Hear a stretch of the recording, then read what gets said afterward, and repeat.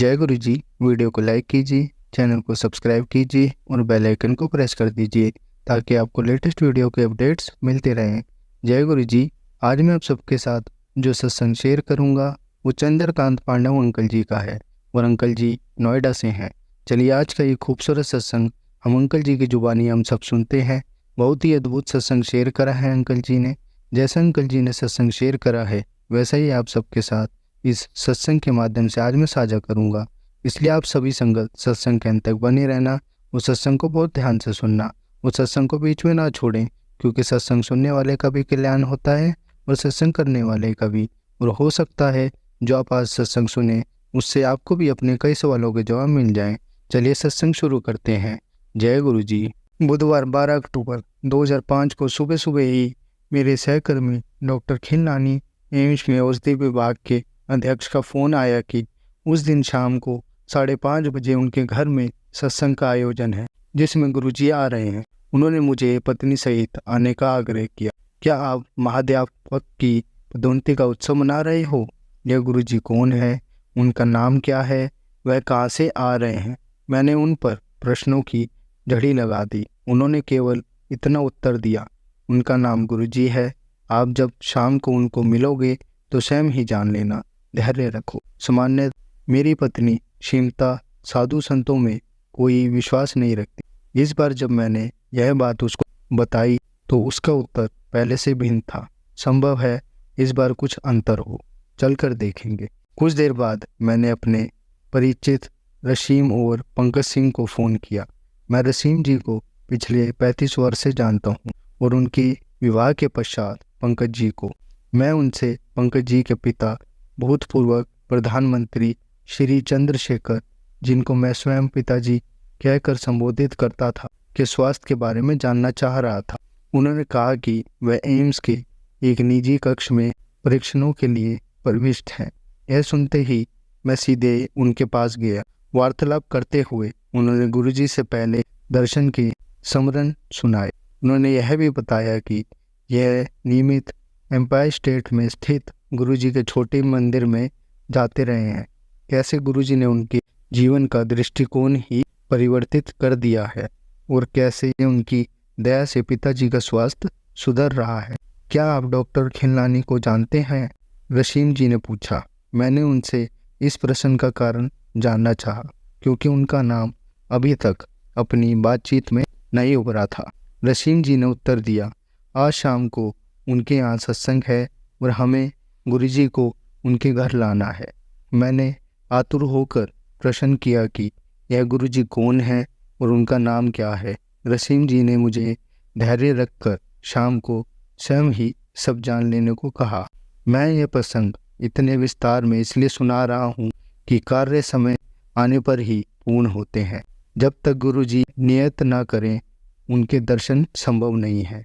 इसी कारण दो मित्रों से गुरुजी के बारे में सुनकर यही संदेश मिला कि आकर दर्शन और आशीर्वाद ग्रहण करो। यह संपूर्ण संगत के दर्शन कृपा और दया से धन्य है। इस जीवन काल में यह शुभ अवसर देने के लिए हम गुरुजी के अत्यंत आभारी हैं। मैंने घर आकर शिमता को जब इस घटना चक्र के बारे में बताया, मेरी भांति उसकी भी उत्सुकता बढ़ गई। हम अपने घर में रुक ना सके और ठीक 5 बजे डॉक्टर खिलनानी के घर पहुंच गए। वहां पर हम पहले पहुंचने वाले में थे। थोड़ी देर में रसीम जी और पंकज जी रंगीन वस्त्र धारण किए हुए एक अति सुंदर युवक को लेकर आए। वह तेजी से चलते हुए अंदर आए और उन्हें एक अति शोभनीय कुर्सी पर आसीन किया गया। हमने अनुमान लगाया कि यही गुरुजी होंगे। जैसे हम उनके निकट पहुंचे, रसीम जी ने मेरा और शिमता का परिचय करवाया। गुरुजी मुझे देखकर तुरंत बोले, डॉक्टर तुसी बाहर जाओ। मैंने शिमता के कान में फुसफुसा कर कहा कि चलो चलते हैं, यह हमें इधर नहीं चाहते, और हम कक्ष से बाहर जाने लगे। रसीम जी ने तुरंत हमको वापस बुलाकर गुरुजी के कथन का अर्थ बताया। वह हमें भारत से बाहर विदेश में देख रहे हैं। विदेश में हमारा भविष्य अति उज्ज्वल है। चिंता मुक्त शांत भाव से हम गुरुजी के चरणों में बैठ गए। वहाँ पर 250 से 300 सत्संगी आए होंगे। उनमें से अनेक पहली बार आए थे और अधिकतर मेरे सहकर्मी थे। गुरुजी के आदेश पर पुराने अनुयायी अपने अनुभव बता रहे थे। विषयों की कोई कमी नहीं थी। बच्चों की शिक्षा, विवाह, गर्भधारण, अस्थमा, हृदय रोग, स्नायु और कर्कट रोग जैसे असाध्य रोगों से चमत्कारिक निवारण इत्यादि। साधारण रूप से कोई भी इन पर विश्वास नहीं करता, परंतु यह तो रोगियों और उनके परिवारों के निजी अनुभव थे। सबके स्वास्थ्य में सुधार आया था। बीच से कभी कभी गुरुजी बोलते थे कि इसका भौतिक रूप देखो, कष्ट कैसे घट रहे हैं। उस दिन से गुरुजी के साथ हमारा संपर्क बन गया। अब हर दिन एक नए आविष्कार का दिन होता है, आत्मबोध और आत्मज्ञान का दिन। हम जब भी दिल्ली में होते हैं, हम छोटे मंदिर में प्रति बृहस्पतिवार और रविवार को आते रहते हैं। मुझे अपने कार्य के संदर्भ में अक्सर यात्राएं करनी पड़ती हैं, पर दिल्ली में होने पर मानो कोई चुंबकीय शक्ति हमें इस स्थान पर खींच लाती है। भीतर से उत्कंठा होती है और इससे पहले कि हम कुछ और सोचें, हम उनके दर्शन हेतु जा रहे होते हैं। मैंने अप्रैल 2006 के अंत में बीती हुई शीत ऋतु में कुछ अंतर देखा। मैंने शिमता को बताया कि इस बार मैंने किसी औषधि या श्वास यंत्र का प्रयोग नहीं। मेरे परिवार में दीर्घकाल से अस्थमा चला आ रहा है और मुझे सदा श्वास यंत्र की आवश्यकता रहती है। 1 या 2 बार निश्चित रूप से मेरी छाती पक जाती है और 10 दिन तक मुझे प्रतिजैविक औषधियों का सेवन करना पड़ता था, लेकिन गत शीत ऋतु में मैंने इनका प्रयोग ही नहीं किया था। जब मैंने गुरुजी को इस बारे में बताया तो उन्होंने उत्तर दिया कि मुझे उनकी कृपा प्राप्त हुई है और अब मुझे कभी दमा नहीं होगा। ना तो मैंने गुरुजी को इस बारे में बताया था और ना ही उनसे इसके लिए मन ही मन प्रार्थना करी थी। मैं अति अचंभित हुआ। हमारे जीवन में इतना अंतर आया कि हम गुरुजी के दर्शन के लिए एम्पायर स्टेट प्रति बृहस्पतिवार और रविवार को आने लगे। उनकी कृपा हमारे ऊपर बनी रही है। हमारी बेटी शतुजुता अमेरिका में पढ़ रही थी। इंस्टीट्यूट स्थित राइस विश्वविद्यालय से सिद्धांतात्मक स्नायु विज्ञान और सिद्धांतात्मक मनोविज्ञान में उसका स्नातक का पाठ्यक्रम पूरा होने वाला था। यद्यपि उसे वहीं पर शोध करने की अनुमति मिल गई थी, वह वहां पर और अध्ययन नहीं करना चाहती थी। वह अपना शोध MIT या स्टैनफोर्ड विश्वविद्यालय जैसी विख्यात स्थानों से करना चाह रही थी। अभिभावक होने के नाते हमें लगता था कि उसकी यह अभिलाषा अव्यावहारिक है। न केवल उसके वीज़ा की समस्या थी, उसके पास इन संस्थाओं में प्रवेश के लिए समय भी कम था। शिमता, उसकी माँ, चिंतित थी। एक बार जब गुरुजी ने शतुजुता के बारे में पूछा तो मैंने शिमता की चिंता के बारे में बताया। गुरुजी ने तुरंत चिंता छोड़ने को कहा और आश्वासन दिया कि सब कुछ ठीक हो जाएगा। उन्होंने पूछा कि मैं अगली बार अमेरिका कब जा रहा हूँ। उसके स्नातक अधिवेशन में उपस्थित होने के लिए मैंने मई 2006 में जाने की योजना बनाई हुई थी। उसके बाद हमें यह देखने का अवसर मिला कि गुरुजी के आशीर्वाद प्राप्त होने के पश्चात कैसे एक के बाद एक घटनाएं अनुवाहित होती जाती है और सब ठीक हो जाता है। शतुजुता बोस्टन स्थित MIT के मास्टिक्स और सिद्धांतात्मक विज्ञान विभाग से शोध कर रही है। गुरुजी के पास आने के पश्चात हम श्रद्धालुओं द्वारा कथित वृत्तांत और अपने अनुभव समझने का प्रयास कर रहे हैं। हम गुरुजी के साथ क्या अनुभव करते हैं, संगत को सुनाए गए प्रसंगों की ऊर्जा, अपने को उसी पात्र में ढालने की प्रक्रिया, प्रतिदिन ग्रहण किया हुआ लंगर रूपी प्रसाद, गुरुजी द्वारा सबको दिया हुआ आशीष, सब अनुभवों में अपने अंदर एक नवीन शक्ति, क्षमता आदि। संगत में पहुंचने पर चाहे कोई कितना भी थका हुआ हो, वह यहाँ से चलने पर अपने भीतर एक नवीन ऊर्जा प्रसारित होने का अनुभव करता है और भले ही कितनी भी देर हो जाए, वह रात्रि के उस काल में भी सुबह की भांति तरोताज़ा अनुभव करता है। सबसे महत्वपूर्ण बात यह है कि गुरुजी के यहाँ सब समान है, धनवान या निर्धन, प्रधानमंत्री या चपरासी, पुरुष या नारी, शहरी या ग्रामीण, भारतीय या विदेशी। यहाँ पर कोई रीति रिवाज नहीं है। किसी भी सत्संगी से पूर्ण आत्मसमर्पण के अतिरिक्त कोई आशा नहीं की जाती।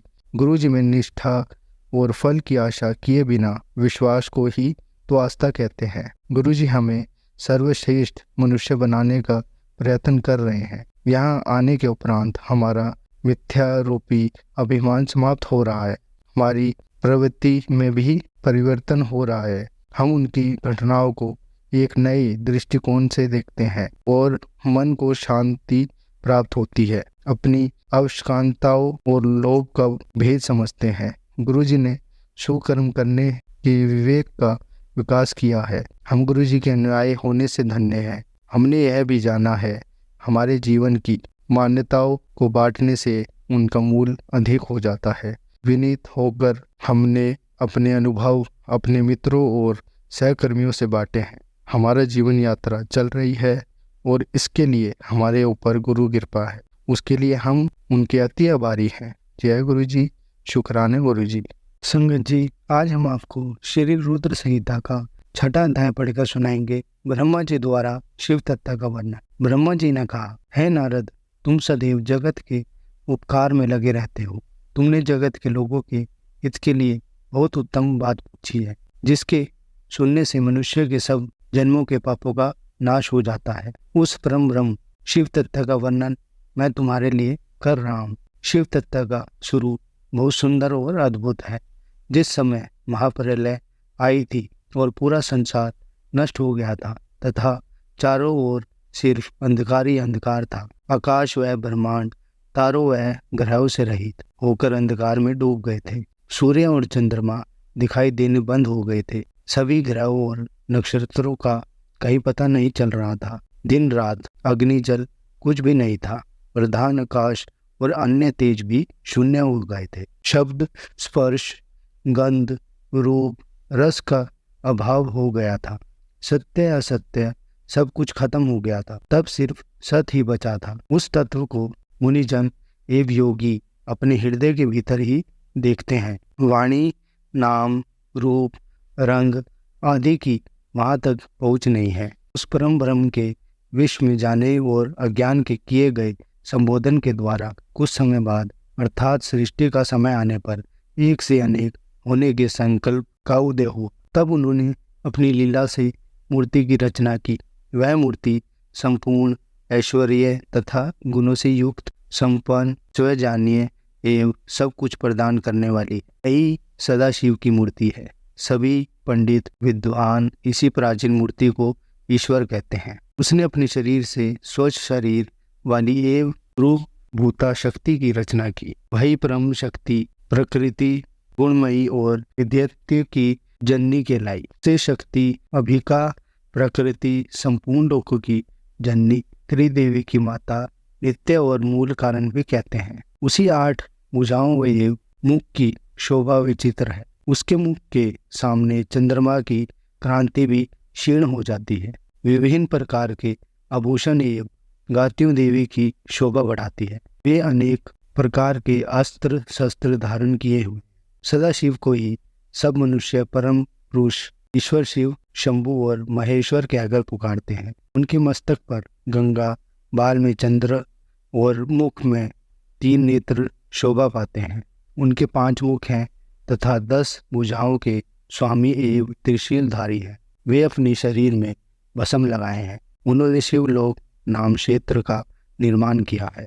यह परम पावन स्थान काशी नाम से जाना जाता है। यह परम मोक्षदायक स्थान है। इस क्षेत्र में परमानंद रूप शिव प्राप्ति सहित निवास करते हैं। शिव और शिवा ने प्रलय काल में ही उस स्थान को नहीं छोड़ा, इसलिए शिवजी जी ने इसका नाम आनंदवन रखा है।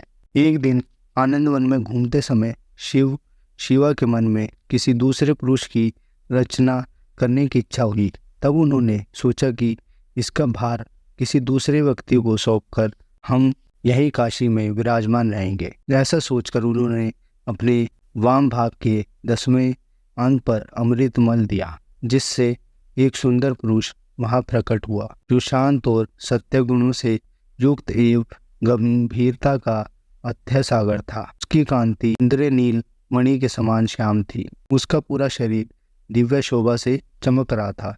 तथा नेत्र कमल के समान थे। उसने हाथ जोड़कर भगवान शिव और शिवा को प्रणाम किया तथा प्रार्थना की कि मेरा नाम निश्चित कीजिए। यह सुनकर भगवान शिव हंसकर बोले कि सर्वतंत्र व्यापक होने से तुम्हारा नाम विष्णु होगा। तुम भक्तों को सुख देने वाले होगे। तुम यही स्थिर रहकर तप करो, वही सभी कार्यों का साधन है।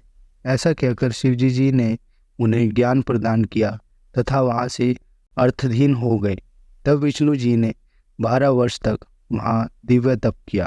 तपस्या के कारण उनके शरीर से अनेक जलधाराएं निकलने लगी। उस जल से सारा सूना आकाश व्यापात हो गया। वह ब्रह्मा रूप जल अपने स्पर्श मात्र से पापों का नाश करने वाला था। उस जल में भगवान विष्णु ने स्वयं शयन किया। नार अर्थात जल में निवास करने के कारण ही वे नारायण कहलाए। तभी से उन महात्मा से सब तत्वों की उत्पत्ति हुई। पहले प्रकृति से महान और उससे 3 गुना उत्पन्न हुआ तथा उनसे अहंकार उत्पन्न हुआ। उससे शब्द, स्पर्श, रूप, रस और गंध 5 भूत प्रकट हुए। उनसे ज्ञानोद्रिया एवं कर्मोद्रिया बनी। उस समय एकांत 24 तत्व प्रकृति से प्रकट हुए एवं उनको ग्रहण करके परम पुरुष नारायण भगवान शिव जी की इच्छा से जल से सो गए। संगत जी, कल के सत्संग में आपको श्री रुद्र संहिता का हम 7वां अध्याय पढ़ के सुनेंगे। संगत जी, अगर आपको आज का सत्संग अच्छा लगा हो तो आप इस सत्संग को और संगत के साथ जरूर साझा करें, जिससे वो भी महाराज का दिव्य आशीर्वाद प्राप्त कर सके। जय गुरु जी।